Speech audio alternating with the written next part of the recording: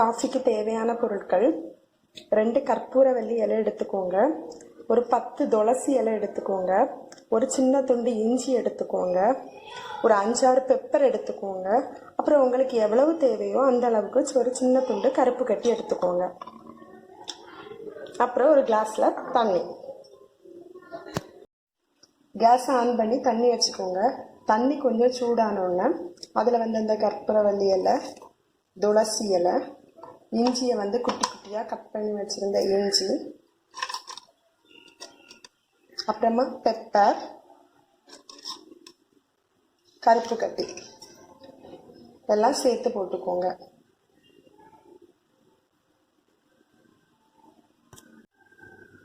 இதை ஒரு ஸ்பூன் வச்சு அப்படியே கிளறி விட்டுட்டேன். இது கொதிக்கிற வரைக்கும் வெயிட் பண்ணுங்க. நம்ம காஃபி இப்போ கொதிக்க ஆரம்பிச்சாச்சு. இது நல்லா கொதிக்கட்டும். அந்த இலையில உள்ள சாறு எல்லாம் அந்த காஃபியில் இறங்கட்டும். ஒரு 2 மினிட்ஸ் நல்லா கொதிச்ச அப்புறமா கேஸை ஆஃப் பண்ணிடுங்க.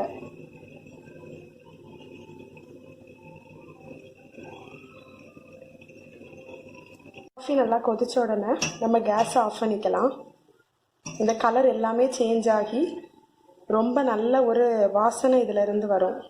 அந்த துளசி, கற்பூரவள்ளி, இஞ்சி அதோட சாரெல்லாம் அந்த காஃபியில் நல்லா இறங்கியிருக்கும். நாம் இப்போ இந்த காஃபியை கப்புக்கு மாற்றிக்கலாம். இதில் உள்ளே இருக்க அந்த இஞ்சி அதெல்லாம் அரிக்கிறதுக்கு ஒரு அரிப்பு எடுத்துக்கோங்க.